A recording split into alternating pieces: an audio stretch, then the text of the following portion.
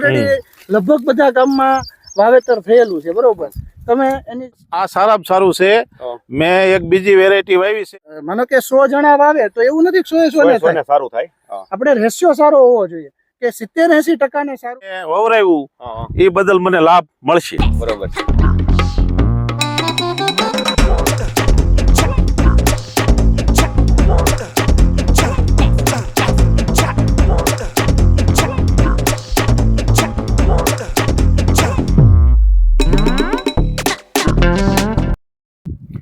નમસ્કાર ખેડૂત મિત્રો, હું છું ગોવિંદ પાનસુરિયા. ખેતીની વાતો તેમજ ફૂલે સીડ્સ વતી આપનું હાર્દિક સ્વાગત કરું છું. આજે આપણે આવી ગયા છે અમરેલી જિલ્લાની અંદર. એક અહીંયા પ્રગતિશીલ ખેડૂત છે, એ નવા બિયારણના ખતરાના ભાગરૂપે અહીંયા આપણે આજે ફૂલે બુલબુલ તલનું વાવેતર કરેલું છે. તો આપણે અહીંયા ફિલ્ડ વિઝિટ કરવા માટે આજે આવ્યા છે.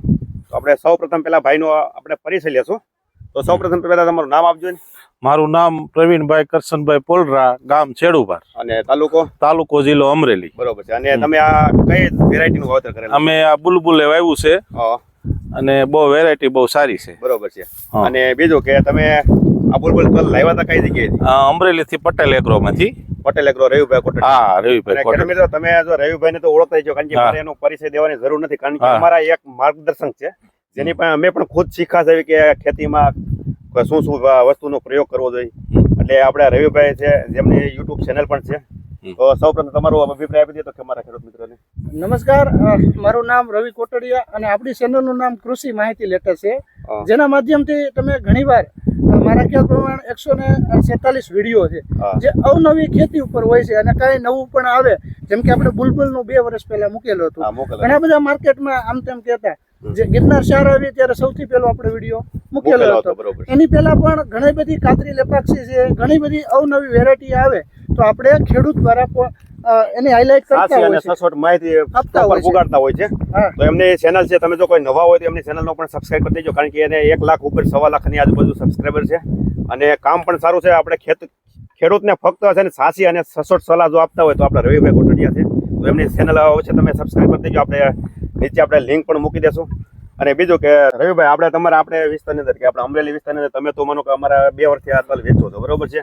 તો ખેડૂતના રિસ્પોન્સ કેવા છે? કારણ કે ખેડૂત મિત્રો જો અમારો જો મોટું જો ગણતો વેચાણ કરતા હોય તો અમારા રવિભાઈ કરે છે. તો તમારા આ વિસ્તારની અંદર તલનું અત્યારે પરફોર્મન્સ કેવું છે આ વર્ષનું? જો તલમાં મુખ્ય છે ને એ પાણી અને જમીન હોય, બરોબર? આ એકને એક વેરાયટી છે અથવા કોઈ પણ કંપનીની વેરાયટી હોય, આપણે ઓવરઓલ પરફોર્મન્સ જોવાનો કે કોઈને સારી જમીન અને સારું પાણી હોય તો એની તાકાત કેટલી, બરોબર? બધું સારું હોવા છતાં ન થતું હોય તો આપણે એને વેરાયટી ખરાબ ગણી શકીએ. બાકી આ વેરાયટીની તમે તાકાત જુઓ. હવે પરફોર્મન્સમાં તો ઓલરેડી લગભગ બધા ગામમાં વાવેતર થયેલું છે, બરોબર? તમે એની જે નીચેથી ખાસ વાત શું હોય વેરાયટીની કોઈ પણ કે જે નીચેથી ટૂંકમાં આવરણ આવે છે, બરોબર? લાંબી જગ્યા નથી રહેતી. પછી ધીમે ધીમે તમે ઉપર જોવો તો એન્ડ સુધી, અને આને હાઈટ પણ સારી થાય છે. મારી હાઈટ તમે જોઈ શકો છો, તમે આ હાઈટ જુઓ. ઉનાળુ તલ હાઈટમાં લોકોનું એવું માનવું હોય છે કે બહુ ઓછા હાઈટ થાય એમ, બરોબર? તો જે અમે વાત કરીએ છીએ વિડીયોના માધ્યમથી એના કેરેક્ટર વાઇઝ, એ હંમેશા રિયાલિટી હોય છે. અમે કોઈનું એવું નથી કરતા કે માર્કેટિંગ કરી અને ખેડૂતોને લૂંટવાની વાત, પરંતુ જે કાંઈ સત્ય છે એ તમે ઓન ફિલ્ડ જોવો. માનો કે 100 જણા વાવે તો એવું નથી કે 100 ને સારું થાય. આપણે રેશિયો સારો હોવો જોઈએ કે 70-80% ને સારું થાય, એટલે એ વેરાયટીનો રેશિયો સારો કહેવાય, બરોબર? એ રીતે બુલબુલ ખરેખર ઉનાળુમાં તલ માટે સજેસ્ટ કરવા જેવી વેરાયટી ખરી, બરોબર છે? અને ખેડૂત મિત્ર આપણે પૂછીએ, તમારે આ જમીન કઈ ટાઈપની છે? અમારે જમીન છે ને આ વાડી પડું છે, એટલે હાવ મીડિયમ જમીન ગણાયા, એટલે બહુ ભારે પણ નહીં ને હાવ નબળી નહીં. એટલે જેથી કરીને ખેડૂત તમને પણ ખ્યાલ આવે કઈ ટાઈપની જમીનમાં પરફોર્મન્સ છે. કારણ કે જો સારી જમીન તો આપણે ઘણી વખત એવું છે ઝાડવું બહુ કાઢવું હોય એવું હોય છે. આ ગણો તો તમે મીડિયમ ઝાડવું ગણો અને તમે હાઈટ ગણો તો આટલી છે, એટલે આપણે 3-3.5 ફૂટ છે, બરોબર છે? પણ 3-3.5 ફૂટની એવરેજમાં બંધારણ બહુ સારું છે. હવે આની આ પાછી 4 ફૂટ 4.5 ફૂટની હાઈટ થઈ જાય ને તો બંધારણ આનું ઘટી જાય, કારણ કે આ જે આની આંતર ગાંઠ જે પડતી હોય ને એનું અંતર લાંબુ થઈ જતું હોય છે. આપણે હાઈટમાં બહુ સારું દેખાય, પણ એનું ઉત્પાદન એવરેજ ગણો ને તો તમે જે મધ્યમ હોય છે ને એનું ઉત્પાદન બધા કરતા સારું આવતું છે. એટલે આ સારામાં સારું છે. મેં એક બીજી વેરાયટી વાવી છે, એ આની જેવી નથી, બરોબર? તમારા જ આ ખેતરમાં જ છે? આમાં જ છે. ખેડૂત મિત્રો અમારે એવું હોય છે કે ઘણી કંપનીનું અમે સાથે નામ પણ ન દઈ શકતા હોય, એટલા માટે અમે ન પણ બતાવતા હોય. પણ આપણે ખેડૂતના મોઢે રિવ્યુ સાંભળ્યો કે ભાઈ એની વેરાયટી કરતા પરફોર્મન્સ સારું. અમે અહીંયા જોયો રવિભાઈને બધું, અને અહીંયા આજુબાજુમાં બીજી પણ 2-4 વેરાયટી બીજા ખેતરમાં છે એ પણ જોઈ, પણ બધા કરતા પરફોર્મન્સ આનું અત્યારે એમ જોયું ને તો એરિયામાં મને સારામાં સારું છે. અને બીજું કે રવિભાઈ તમે આ ખેડૂત મિત્ર શું કહેશો ભાઈ, હકીકત તાલ વાવવો જોઈએ? વાવવો જોઈએ. 2 વર્ષના રિવ્યુ માટે ગયા વર્ષે આપણે જે આપ્યું હતું એ બધા 80% આપણે રિટર્ન ઓર્ડર હતા આખા ગુજરાતમાં.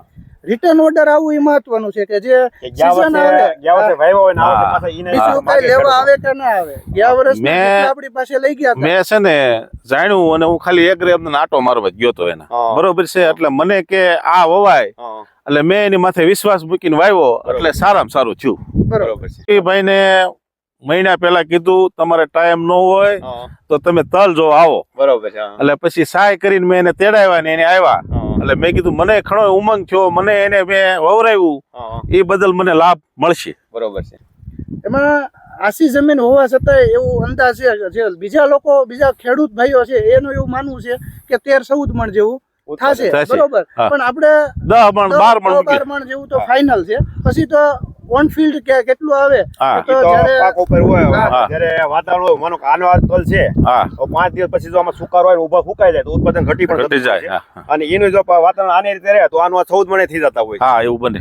તો એ રીતે આનું કેરેક્ટર ને તમે જે આપણે રવિભાઈ વાત કરીએ, અને જો તમે નવા હોય તો આપણે રવિભાઈની ચેનલને પણ સબસ્ક્રાઇબ કરી દેજો. આપણે નીચે એની લિંક પણ આપેલી છે ચેનલની, અને લિંકમાં જઈ અને તમને જો સાચી અને સચોટ તમારી માહિતી જોતી તો અવશ્ય ચેનલને સબસ્ક્રાઇબ કરજો. અમે ખુદ જો ચેનલ ચલાવી પણ છતાં અમે એની માર્ગદર્શન નીચે અત્યારે અમે હાલતા હોઈએ છીએ. એક આમાં છે ને ખેડૂત ભાઈઓ, જો તમારી પરફેક્ટ જમીન હોય અને મીઠું પાણી એટલે કે ગરમ ને એવું ના હોય જે આપણે ખરેખર હોવું જોઈએ, જો એ રીતે તમે આમાં ખેતી કરી અને વ્યવસ્થિત જો શેડ્યુલ વાઇઝ કરો તો આનો મારો અંદાજ એવો છે કે 18 થી 22 મણ ખાવાની પૂરેપૂરી આ વેરાયટીમાં કેપેસિટી. ગયા વર્ષે 20-21 મણ સુધી નીકળતા ખેડૂત ને, પણ એ બધું કેવું ખેડૂત મિત્ર હોય છે 1-2 ખેડૂત નીકળતા દરેક. પછી આપણે કોઈને 20 મણ નીકળ્યા હોય 20 મણ ગણી ન હોવાય, આપણે એવરેજ ગણી ન હોવાય કે એવરેજ તો આની શું છે તો કે 13-14 મણ 12-14 મણ જે એવરેજ રેશિયો હોય ને હંમેશા કોઈ પણ બિયારણ તમે ગણો ને તો એને એવરેજ રેશિયો તમારે જોવાનું કે જેનો એવરેજ રેશિયો ઓછો હોય ને એનું વાવેતર હંમેશા કરવું જોઈએ. તો બસ આજે આટલું. હવે